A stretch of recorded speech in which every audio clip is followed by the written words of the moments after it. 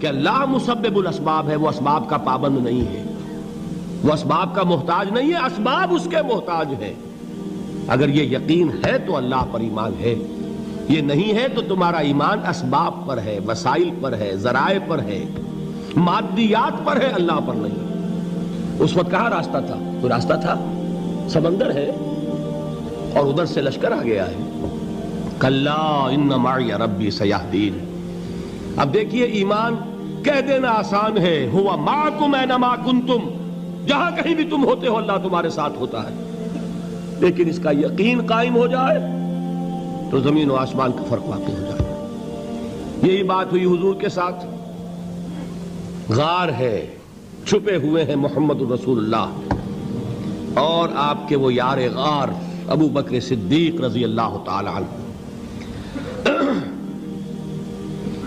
اقبال نے حضرت ابو بکر کی شان میں چند اشعار کہے صرف، لیکن واقعہ یہ ہے کہ بھاری بھاری نظموں پر اور قصیدوں پر بھاری ہے، طویل ترین نظمیں اور قصیدے ہوں ان پر بھاری ہے۔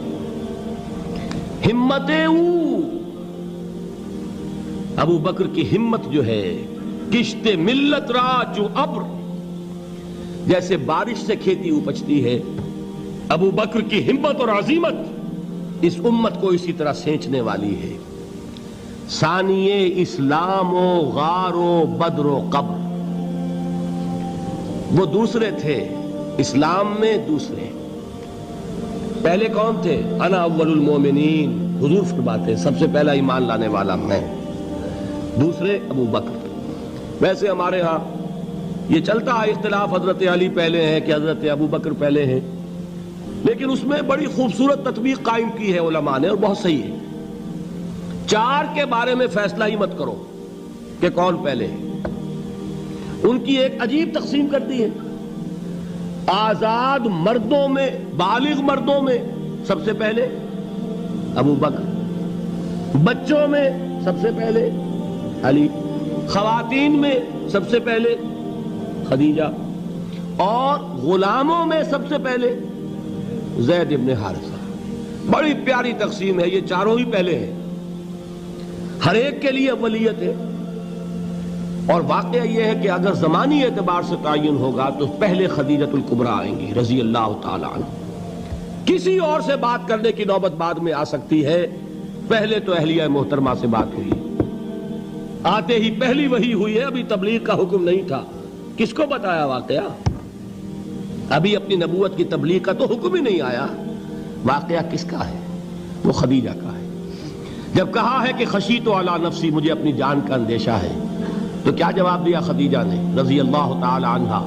وہ صدیقۃ الکبریٰ ہے۔ صدیقات جو ہیں خواتین، ان میں چوٹی پر خدیجۃ الکبریٰ ہے رضی اللہ تعالی عنہا، اور صدیق جو مرد ہیں ان میں صدیق اکبر ہے ابو بکر صدیق رضی اللہ تعالی عنہ، لیکن صدیقات میں چوٹی پر۔ جب حضور نے فرمایا خشیت علی نفسی، کیا فرمایا، کیا عرض کیا، کیسے تسلی دی؟ نہیں نہیں، اللہ آپ کو ضائع نہیں کرے گا، آپ غریبوں کے ہمدرد ہیں، آپ مساکین کے تکالیف رفع کرنے والے ہیں، آپ بیواؤں کی سرپرستی کرتے ہیں، آپ مسافروں کی خدمت کرتے ہیں، اللہ آپ کو ضائع نہیں کرے گا۔ یہ یقین ہے اس خاتون کے اندر۔ خیر وہ ایک علیحدہ بات ہو جائے گی۔ میرے دل پر حضرت خدیجہ رضی اللہ تعالیٰ عنہ کی شخصیت کا بڑا گہرا نقش ہے، جو وہ کوئی اور ہی وقت اور موقع ہوا تو بیان ہوگا۔ بہرحال اقبال نے ایک مصرے میں جو چار اولیتیں جمع کر دی ہیں، ہمتیں کشت امت را چو ابر، ثانی اسلام و غار و بدر و قبر۔ اسلام میں حضور کے بعد پہلے کون؟ ابو بکر۔ غار میں حضور کے ساتھ کون؟ ابو بکر۔ بدر کی رات اللہ کا رسول سر بسجود، وہ جھاڑ، وہ گھاس پھوس کی جو جھوپڑی بنائی گئی تھی، اور وہاں تلوار ننگی لے کر پہرا دینے والا کون؟ ابو بکر۔ اور اس حجرہ عائشہ میں محمد کے بعد سب سے پہلے دفن ہونے والا کون؟ ابو بکر رضی اللہ تعالی عنہ وصلی اللہ علیہ وسلم۔ وہ جو معاملہ میں سنا رہا تھا غار ثور کا، حضرت ابو بکر بھی حضور کے خیال سے لرز گئے ہیں. آپ کو یاد ہوگا کہ جا کر پہلے تمام جتنے سوراخ تھے انہیں بند کیا ہے. ایک سوراخ رہ گیا تھا جس کو بند کرنے کے لیے کوئی کپڑا نہیں تھا. وہاں اپنی ایڑی رکھی ہے. تب کہا ہے حضور سے تشریف لائیے, اور اپنے زانو پر حضور کو لٹایا ہے. اور وہاں کسی موذی جانور نے کاٹا ہے. حضور کی آنکھ لگ گئی تھی. اس وقت اس بل کے اندر جو بھی بچھو ہے کیا ہے واللہ عالم, اس نے کاٹا ہے. اس کی تکلیف کی وجہ سے ابو بکر کی آنکھوں سے آنسو ٹپک گئے. حضور کے چہرے مبارک پر پڑے ہیں تو حضور جاگے ہیں, معاملہ کیا ہے. ایڑی نہیں ہٹائی وہاں سے, مبادا وہ جانور وہاں سے نکل کر محمد الرسول اللہ کو کوئی گزن پہنچا دے. ابو بکر کی ایڑی ہے, جس طرح چاہے کھا لے, ختم کر دے, جان نکل جائے تب کوئی آنچ آئے محمد پر تو آئے, لیکن جیتے جی نہیں. وہ ہے ابو بکر حضور کے خیال سے. اس وقت حضور نے پھر اپنا لعاب دہن لگایا ہے, اور اس سے پھر آپ کی تکلیف ختم ہوئی. جیسے خیبر میں حضرت علی کی آنکھ دکھ رہی تھی, اس کو جو شفا حاصل ہوئی ہے وہ بھی حضور کے لعاب دہن سے ہوئی. تو بہرحال اس وقت انہوں نے کہا ہے کہ اے نبی یا رسول اللہ, اگر اس وقت ان میں سے کسی نے غیر ارادی طور پر بھی اپنے قدموں کی طرف جھانک لیا تو پکڑے جائیں گے. کیا جواب تھا اللہ کے رسول کا؟ لا تحزن ان اللہ معنا. اللہ ہمارے ساتھ ہے, کیوں گھبراتے ہو ابو بکر. یہ ہے ایمان باللہ, میرا مالک اللہ, میرا رازق اللہ, میرا محافظ اللہ, میرا مددگار اللہ, میرا پشت پناہ اللہ, میرا دوست اللہ. یہ دوستی ہے اللہ کی جو لب لباب ہے, حاصل ہے ایمان کا. اسی کا نام ولایت ہے. اولیاء اللہ کے سروں پر سینگ نہیں ہوتے. جس کے دل میں ایمان راسخ ہو چکا ہو وہی اللہ کا ولی ہے. جسے اللہ پر یقین ہو چکا ہے وہی اللہ کا ولی ہے. جسے یقین ہے اللہ میرے ساتھ ہے, میرا مددگار, میرا پشت پناہ, میرا ساتھی, میرا دوست, میرا محبوب, میرا محب. اللہ اہل ایمان سے محبت کرتا ہے. واللہ یحب الصادقین. ان اللہ یحب الذین یقاتلون فی سبیلہ صفا کانہم بنیان مرصوص. اللہ محبت کرنے والا, اہل ایمان محبوب, اور اہل ایمان محبت کرنے والے اللہ محبوب. والذین آمنوا اشد حبا للہ. آپ تصور کیجئے جسے یہ رشتہ ایمان یا رشتہ ولایت حاصل ہو جائے, الا ان اولیاء اللہ لا خوف علیہم ولا هم یحزنون. آگاہ ہو جاؤ, اللہ کے دوستوں کے لیے نہ کوئی خوف ہے نہ کوئی حزن ہے. اور میں بیان کر چکا تھا, خوف اور حزن کے خاتمے ہی کا نام امن ہے. زوال خوف, زوال حزن. یہ خوف اور حزن کیوں آتے ہیں بار بار؟ اللہ تخافوا ولا تحزنوا, دونوں آ گئے. الا ان اولیاء اللہ لا خوف علیہم ولا هم یحزنون, پھر وہی دو. وہ کیوں ہے؟ خوف ہوتا ہے کسی مستقبل کی بات کا, یہ نہ ہو جائے, وہ نہ ہو جائے, یہ نقصان نہ پہنچ جائے, یہ تکلیف نہ ہو, یہ غضب نہ آ جائے. خوف ہے مستقبل سے. حزن ہے یہ کیوں ہوا, یہ نہیں ہونا چاہیے تھا, یہ میرا فلاں چیز میرے ہاتھ سے جاتی رہی ہے, فلاں موقع نکل گیا, اب بیٹھے ہوئے ہیں اندر ہی اندر کڑ رہے ہیں, صدمہ ہے اور رنج ہے.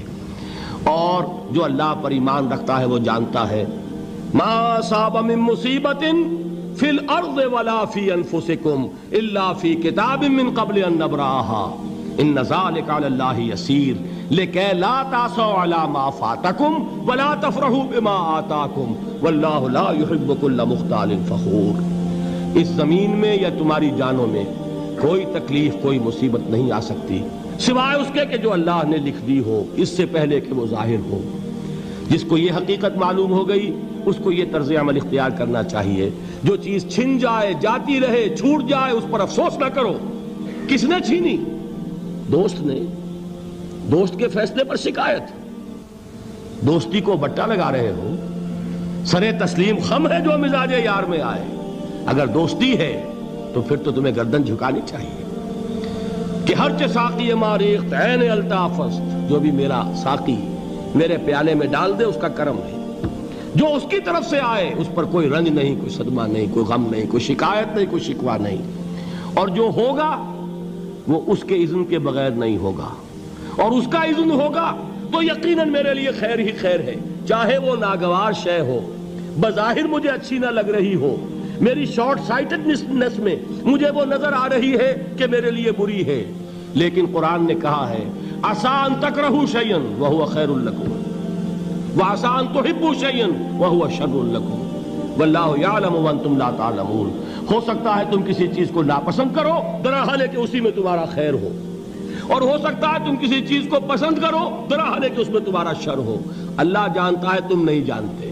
جب مجھے یہ بات معلوم ہو گئی، میں نے اپنا معاملہ اللہ کے حوالے کیا۔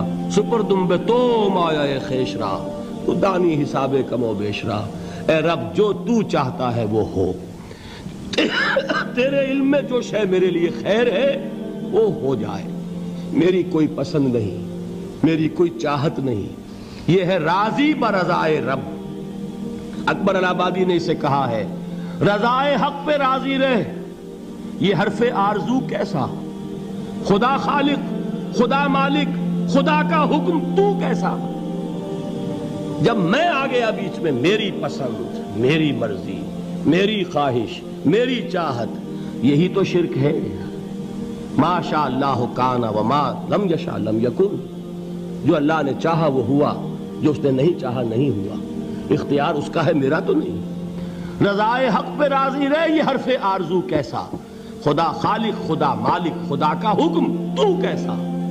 اقبال نے اسے کہا ہے فارسی میں، اب آپ کہیں اس کا ترجمہ بھی کرو تو وہ مجھے ذرا اس وقت کچھ بہت ہی بدذوقی کسی بات نظر آئے گی۔ جائیے پوچھئے کسی سے جسے فارسی آتی ہو۔ برو کشید ز پیچا کے ہست و بود مرا، چے اقدہا کے مقام رضا کشود مرا۔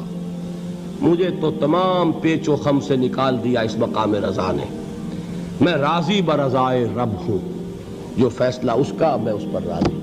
تو کہاں کا حزن اور کس کا خوف، یہی زوال حزن اور زوال خوف، یہی ہے امن، یہ نتیجہ ہے ایمان کا۔